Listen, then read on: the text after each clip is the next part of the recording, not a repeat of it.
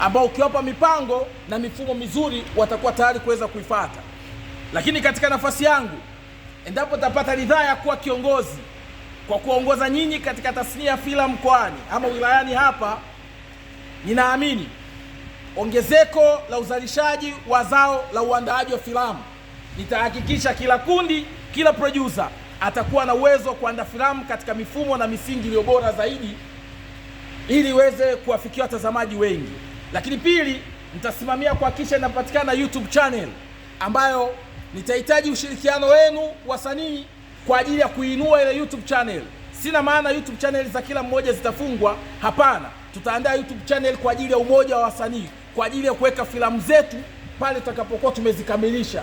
Kwa maana sisi zote tutashirikiana kupush kuhakikisha ile channel tunaifanyia promotion ili mapato atakayokuwa yanaingia basi yaweze kurudia wasanii. Hayo ni mambo machache ambayo nafikiria kuyafanya kutokana na historia ya kudumu kwangu katika sanaa kwa muda mrefu.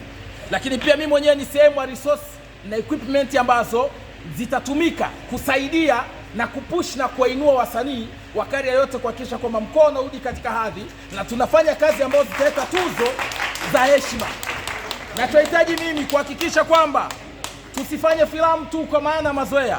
Tufanye filamu zikaingia katika competition ya tuzo na sio tuanze kuchukua picha kupostiana tumchague huyu kwa sababu ni mtu wa Tabora. Hapana, ubora wa filamu ndio tutengenezee wapiga kura wa halali wa nchi nzima. Asanteni sana.